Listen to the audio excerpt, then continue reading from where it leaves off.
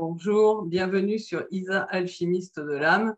Je suis ravie de vous retrouver aujourd'hui pour une petite vidéo destinée à vous inciter à la réflexion. Parce qu'en fait, depuis plusieurs mois et encore tout récemment, je vois passer pas mal de vidéos sur les réseaux sociaux. Alors, j'en regarde très très peu, hein, en fait, mais de temps en temps, le titre de l'une d'entre elles m'interpelle et je fais ma curieuse et je trouve que notre monde, entre guillemets, spirituel, ressemble parfois de plus en plus au monde matriciel 3D. Voilà. Alors, merci d'être présente sur la chaîne. Merci pour tes likes, hein, ça m'aide à faire remonter la chaîne et à avoir plus d'abonnés, donc à aider davantage de personnes. Merci de t'être abonné. Merci également de partager les vidéos avec tes amis si elles t'inspirent. Voilà, je voulais vous remercier toutes et tous d'être présents régulièrement sur la chaîne. Ça me tient à cœur. Et petit rappel, si tu as envie de partager avec moi directement, tu peux facilement réserver un appel gratuit d'une quinzaine de minutes pour que nous fassions connaissance et voir si tu as besoin d'aide sur un domaine de ta vie et je suis à ta disposition. Tu peux également découvrir un peu plus ce que je fais sur mon site internet et également sur mon Facebook. Voilà. Alors, spiritualité, réseaux sociaux, entre peur, jugement et parfois aussi monde des bisounours. Je disais, je trouve que ça ressemble de plus en plus à la matrice 3D. Pourquoi? Parce que j'ai vu des publications qui me semblent rayonner davantage la peur et les limitations que l'amour. Et donc, ça m'a inspiré cette vidéo. Et naturellement, tu ne prends ça que si ça résonne avec toi, hein. De toute façon, ce n'est que mon ressenti qui n'engage que moi. Voilà. Mais j'avais envie de te le partager. Alors, dernièrement, j'ai aperçu une vidéo où la personne se positionnait drastiquement en disant bien quand on a des dons, hein, il faut absolument travailler gratuitement. Ah oui, c'est intéressant comme postulat. Alors c'est vrai que c'est lié à une croyance limitante, hein, qui fait que lorsqu'on est spirituel, on est dépouillé de tout, hein, on vit de prana, d'air et d'eau fraîche, voilà, et tout va bien.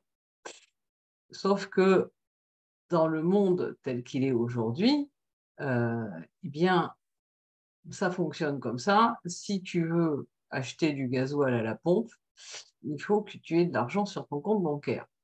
Tu auras beau aller te présenter avec une douzaine d'œufs devant la pompe à gasoil, elle ne fera pas de troc. Donc, travailler gratuitement, c'est très bien, mais ça ne fonctionne que pour les personnes qui ont un salaire, une retraite, un revenu autre, voilà. Donc, oui, un don, c'est un don, mais ce n'est pas pour autant qu'il est obligatoire de travailler gratuitement. Tout dépend de la situation dans laquelle la personne se trouve. Après, évidemment, si on fait le choix de garder son emploi salarié, parce qu'après tout, il nous plaît, hein, et de n'exercer ses dons qu'à temps partiel, en aidant peut-être 10 fois moins de personnes qu'on pourrait faire si on lâchait cet emploi salarié, eh bien, c'est un choix. Ce choix est parfaitement respectable. Il n'y a pas à juger, mais les personnes qui font ce choix, à mon sens, n'ont pas non plus à juger celles qui font le choix, eh bien, de sauter, peut-être sans, du haut de la falaise, sans la moindre certitude, mais en ayant foi dans le fait que le parachute s'ouvrira, et de contribuer avec leurs dons à temps plein, à accompagner, aider d'autres personnes ou à œuvrer pour le bien de la planète.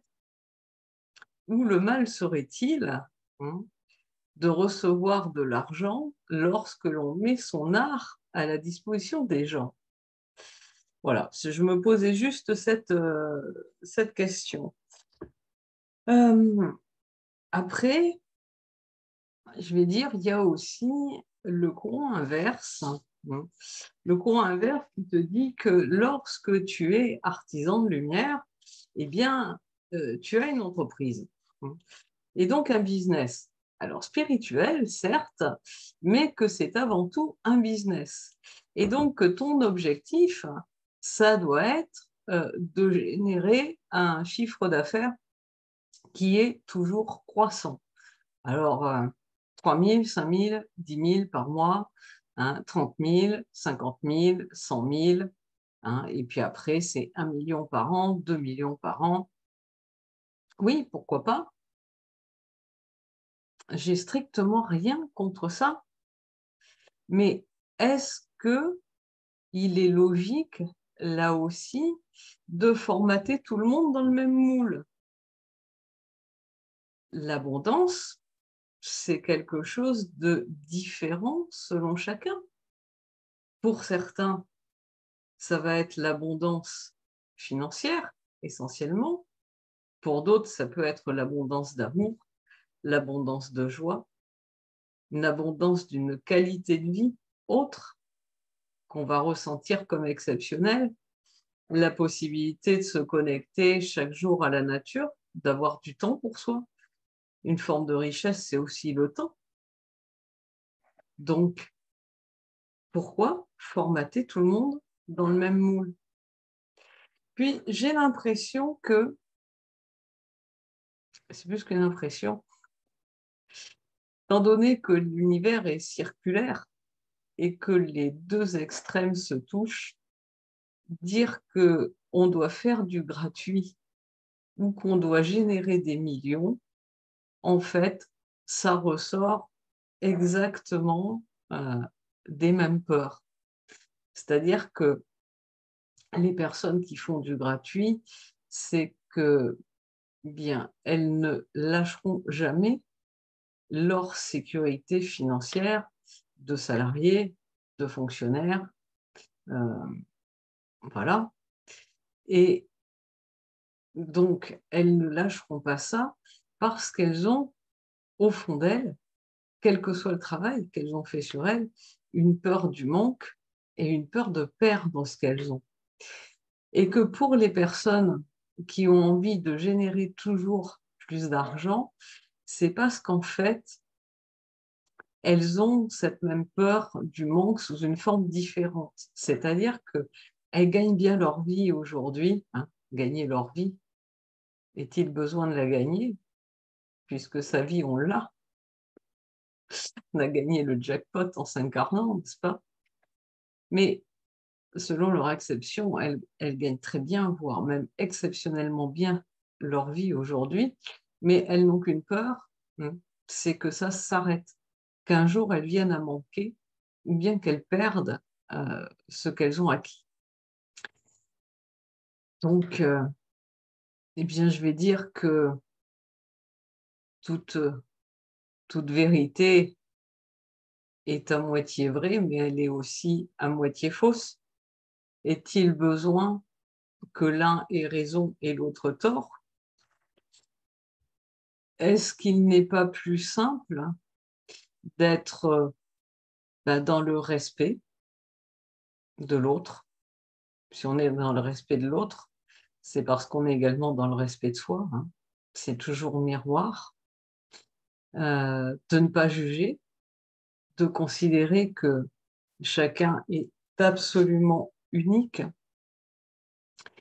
et que chaque accompagnant unique va attirer à lui, selon la vibration qu'il diffuse, les personnes qui sont en résonance avec cette vibration, tout simplement. Il va attirer les personnes qu'il peut le mieux servir à l'instant T.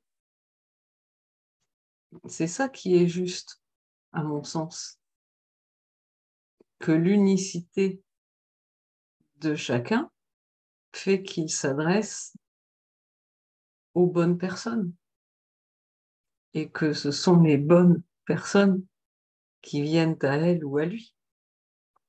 C'est tout simple. Pourquoi véhiculer des peurs au travers de ces jugements, alors que ce monde spirituel nous vend depuis des années la fin de nos peurs, la rupture totale avec la matrice 3D, l'élévation vibratoire. Certains emploient même le terme d'ascension, oubliant que l'ascension telle qu'ils la voient n'existe pas, parce que notre ascension sur Terre consiste à faire descendre les choses que nous désirons, que notre âme désire, dans la matière. Et l'ascension telle qu'ils l'entendent se produira lorsqu'on se désincarnera, si elle doit se produire. Et ça dépend du stade d'évolution où l'on en sera. Parce que si nous avons besoin de nous réincarner, quel que soit ce que nous dit notre ego, nous n'ascensionnerons pas, même si nous avons œuvré sur nous chaque jour de notre vie. Enfin, je ressens qu'il est peut-être plus simple de choisir tout simplement la voie de l'équanimité, que si l'on fait le choix de se consacrer entièrement à la contribution qu'on offre pour accompagner un maximum de personnes, eh bien, on peut pratiquer des tarifs qui sont justes pour soi et qui, par conséquent, sont justes pour l'autre. Qu'est-ce que c'est qu'un tarif juste? Un tarif juste, pour moi, c'est un tarif qui permet à l'accompagnant de n'avoir aucun souci matériel, hein, aucun comment vais-je faire pour payer ma facture d'électricité, d'eau, dans un coin de sa tête, qui vient le perturber lorsqu'il œuvre, que cet accompagnant sache qu'il a les moyens d'entretenir ses biens, qui peut-être lui servent à accueillir des personnes chez lui, chez elle, euh, qu'il a les moyens de s'offrir des vacances pour se ressourcer afin d'être toujours au top pour chaque personne qui l'accompagne. Et à partir de ce moment-là, être au maximum de sa puissance afin que les personnes qui s'engagent dans la démarche d'être accompagnées, eh bien, obtiennent les meilleurs résultats possibles dans les délais les meilleurs également. Ça me semble extrêmement simple en fait. Et chacun étant unique, eh bien cet accompagnant attirera les personnes qui correspondent à ça. Voilà, tout simple. Après, il y a autre chose qui me fait réagir dans ce monde de la spiritualité réseaux sociaux qui naviguent entre peur, jugement et monde des bisounours, hein, où on nous parle tout le temps d'amour inconditionnel en le confondant avec l'amour sacrificiel. J'en ai souvent parlé quand je vois des personnes qui sont en parcours de flammes jumelles, qui me disent bah, mon jumeau m'avait invité à telle fête avec 2 de mes amis, euh, et puis en fait il ne s'est pas du tout occupé de moi et il a dragué ma meilleure amie. Qu'est-ce que je dois faire? Parce que l'amour inconditionnel nous dit qu'on doit accepter l'autre tel qu'il est. Oui, mais oui, on peut accepter que son jumeau soit un dragueur invétéré, pourquoi pas? Il n'y a pas de souci. Mais doit-on accepter son comportement vis-à-vis de nous et ne pas poser nos limites? Évidemment, la réponse est non, parce que là, c'est pas de l'amour inconditionnel de soi, c'est du sacrifice pour l'autre. Ça n'a rien à voir. Donc, il y a pas mal de confusion aussi dans ces notions-là. Et puis, dernière chose qui m'a fait beaucoup réagir, j'avoue, ce sont les personnes qui, sous couvert d'une bienveillance, d'une protection, en fait, véhiculent la peur de la même manière que bien les personnes qui nous gouvernent, tout simplement. Hein. Je vous rappellerai les 3 jours d'obscurité, hein, qui nous ont été brandis, où nous devions vivre 3 jours dans le noir complet, tout volets fermés. C'est tout juste, il ne fallait pas mettre du scotch aux fenêtres hein, pour que l'air rentre pas. Bah, ça aurait été bien. Hein. À la limite, on aurait pu mourir étouffé, c'était parfait. Il ne fallait pas que nos animaux de compagnie non plus sortent dehors, hein, parce que là, on risquait de mourir. Par contre, étrangement, les animaux de troupeau et les animaux de sauvage, il n'y avait pas de problème à ce qu'ils restent dehors. Tiens donc, hein, ils étaient protégés. Enfin bon, il y a des transmissions qu'on reçoit qui sont totalement symboliques. Après, c'est notre mental qui les prend pour argent comptant, mais il faut quand même être capable de faire la différence avant de diffuser de telles choses sur les réseaux. Moi, je sais que certaines de mes clientes avaient pris peur, me disaient, mais Isa, qu'est-ce que tu en penses? J'en pense que ben, c'est un fake. Voilà. Hein. On a eu aussi prépare ton sac à dos parce que va se passer des choses terribles et puis l'État va vouloir nous parquer dans des centres, hein, et il faut absolument pas y aller. Fais tes réserves d'eau, fais des réserves de provisions, de bois, trouve des systèmes de chauffage alternatifs parce que il va y avoir des pénuries, on va avoir très froid cet hiver. Oui, ça fait 3 hivers qu'on nous le dit. Oui, oui, oui, oui. Ok, vous avez vu, il s'est passé quelque chose? Non. Pourquoi véhiculer la peur? Et dernièrement, je suis passé des postes, on a injecté à ceux qui m'ont accepté eh bien, l'injection antico-bidule, hein, le futur virus de la future pandémie. Et puis celui-là, il va être mortel. Euh, voilà, et ce sont des personnes spirituelles qui se pensent telles, qui diffusent ça. Ça m'interpelle quand même.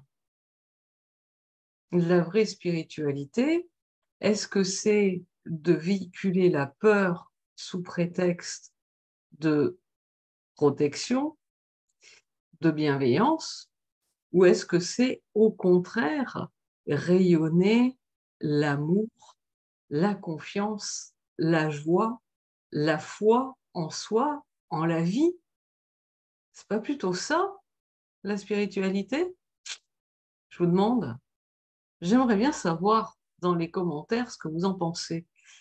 En tout cas, moi, quand je vois de telles publications, la réflexion qui me vient face à toutes ces choses, c'est et la marmotte, elle plie le chocolat dans le papier alu?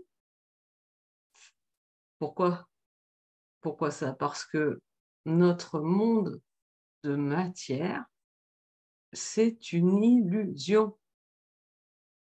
Et en fait, le monde que l'on vit, on le crée chaque jour parce qu'on vibre. Donc, évidemment, si on vibre la peur, qu'est-ce qu'on va créer? On va créer un monde de chaos. Par contre, si on vibre la joie, l'amour, la bienveillance, la gratitude, quel monde penses-tu qu'on va créer? Le nouveau monde que certains attendent et qu'en fait, nous n'avons pas à attendre, nous avons à le créer. Voilà ce que je voulais vous partager aujourd'hui. Et si ce nouveau monde, tu as envie euh, qu'on le crée ensemble, je te propose de rejoindre mon groupe Facebook Semeurs de Lumière 5.0. Il s'adresse non seulement à tous les artisans de lumière installés ou en devenir qui souhaitent participer, mais aussi à toute personne qui a simplement envie de se créer une vie heureuse, de rayonner ce bonheur parmi les siens et d'inspirer tous ses proches à devenir simplement heureux. Voilà. Je vous laisse pour aujourd'hui. Je vous retrouve la semaine prochaine. Je vais prendre quelques jours de vacances autour de cette prochaine pleine lune qui va nous apporter de bien belles énergies. Et bien au plaisir de vous retrouver très vite. À bientôt.